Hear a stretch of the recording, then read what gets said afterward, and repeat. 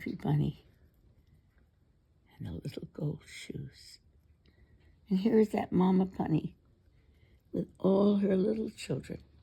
And she loves them all and has taught them all how to help out so she could deliver the beautiful egg to the little child up on the mountain.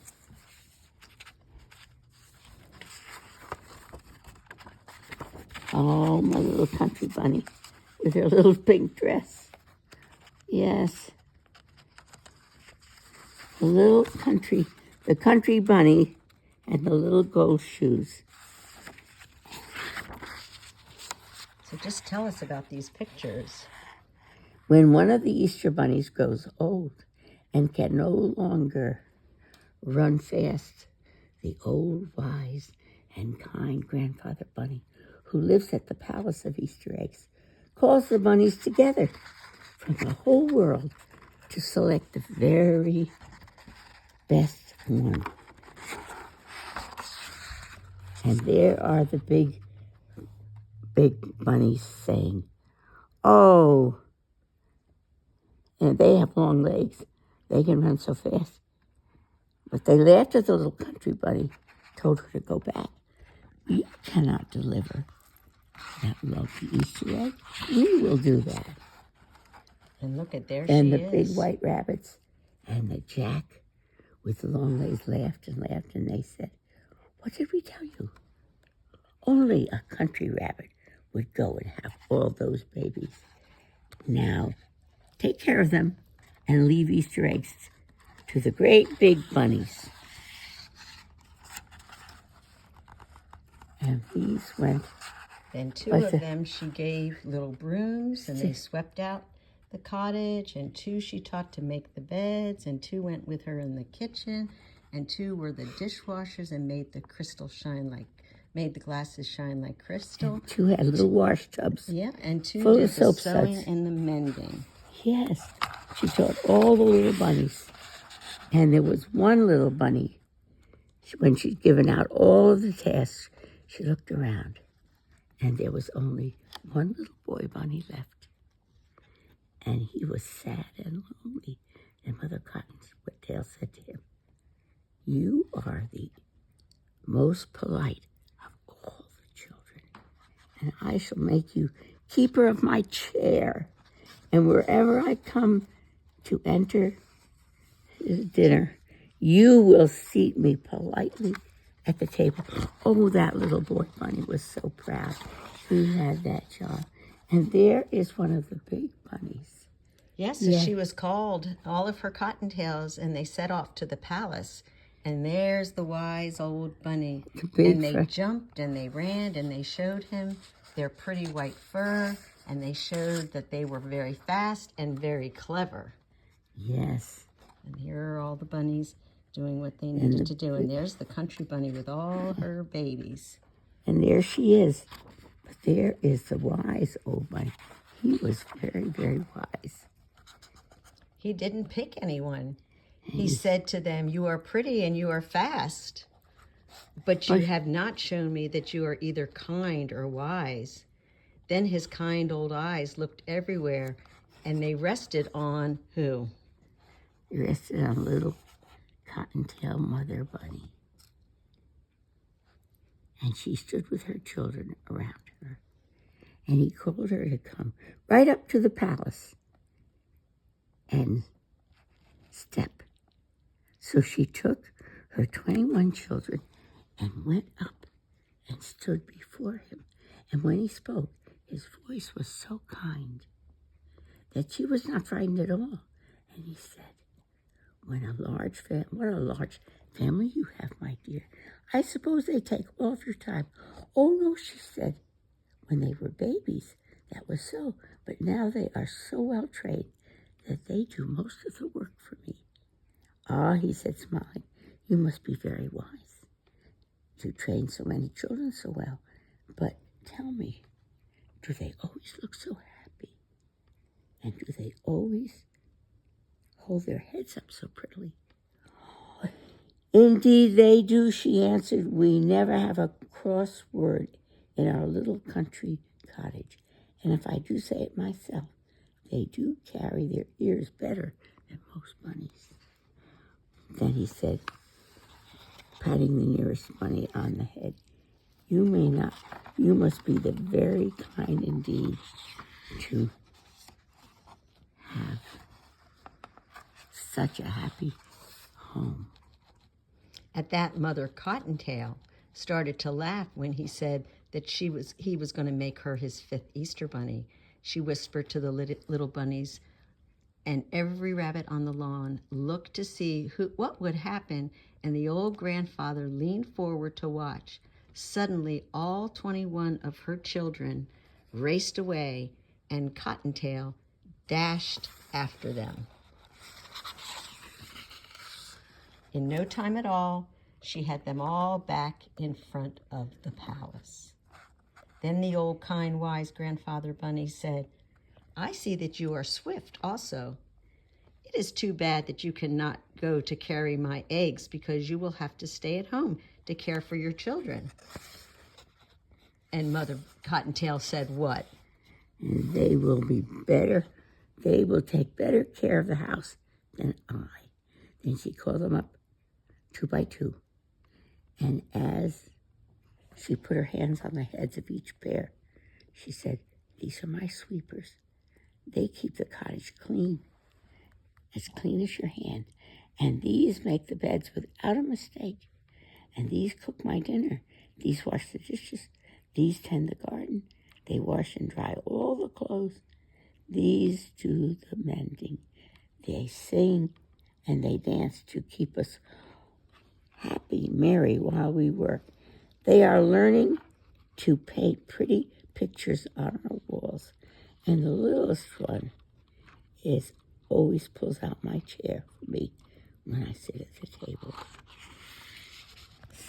So the next evening, Cottontail knocked on the big front door and was admitted to the palace. There she stood in her funny country clothes, but none of the other 4 Easter rabbits laughed, for they were wise and kind and knew better. And look at And then they went into the palace, and there were rooms piled high with eggs of gold and silver, and eggs that glittered like snow, and chocolate marshmallow for children who were sick and children who were well all over the world. And you really want to read this story in every word, because it is just a lovely story that was read to me when I was a girl. And the jackrabbits all left, and the kind grandfather bunny said, when she got close, you can see this picture, she saw that he was holding in his hand the loveliest eggs she had ever seen. And she looked through it. She could see a seam inside. It glittered like a diamond. And there was a little basket that was set aside for her to take home to her children. But first, she had to take the egg, the special egg, up this mountain, and yet another, until at last she went over mountain, and fell down. But she held the egg tight. Finally, she came to the last mountain. Very carefully, she started hopping up. At last, she reached the ice and snow. And now she was almost to the top. And she could see the little cottage, all covered with snow where the little boy lay, sleeping. Then a terrible thing happened. She fell. The ice and snow hit her as she rolled and bounced against the stones. She felt the air getting warmer and warmer. Oh, and she sees the blossoms. So she knows she has crashed through a thicket of budding laurel, rolled across a pasture, and finally struck against the trunk of a tree. She tried to rise again because she could see the pink light of the sky, and she knew in a few minutes that the day would start and the little boy would be sad if he didn't get his egg. But the pain was so bad she fell back. Then she felt something touch her shoulder, and she looked up, and right there before her, way off there, was Grandfather Bunny. The oldest Easter Bunny of all. Kind Grandfather Bunny. And he smiled at her and he said, "You are not only wise and kind and swift, but you are the bravest of all the bunnies. And I shall make you my very own golden shoes Easter Bunny." And he reached over and she saw for the first time he was holding a tiny pair of gold shoes in his hand. And he bent down and put them on her feet, and suddenly all the pain left her. She stood up and picked up the precious egg, and up, she didn't know what was happening, but up she went, higher and higher and higher. And at last, when she landed, she looked back and she saw that one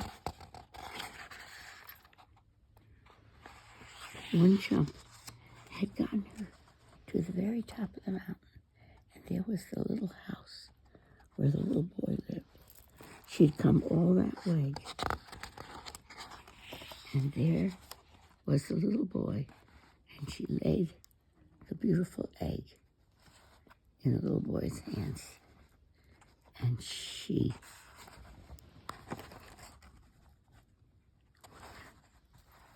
did with the egg. She placed the egg. She placed the egg. Then, just as the Easter morning sun rose over the edge of the world, she jumped quickly back to the palace, where she found her little basket for her own little bunnies, and she went hopping back to her home. And there, Mother Cottontail can always be told now from the homes of the other bunnies. Yes. Because in a very special place on the wall, on a very special hook, hangs a little pair of gold shoes. We hope you've enjoyed The Country Bunny. That's the Country Bunny. Story time with Gigi and Grandma and the little Joan. Gold shoes, as told to Jennifer. Thank you for reading our story this Easter. Hayward. Yes, Marjorie. That's one of Grandma and Gigi's favorite stories. I love The Country Bunny and the little gold shoes, and just shows what you can do when you really want to badly enough. You try hard. She wanted to be that special Easter Bunny, but she couldn't be that unless she taught her children to take care of the house.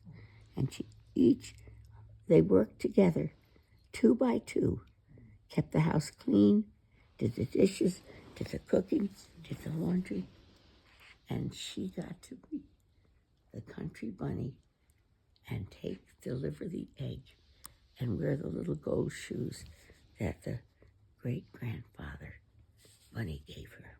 Remember? Thank you so much for reading our story. It was lovely to read it with you, too.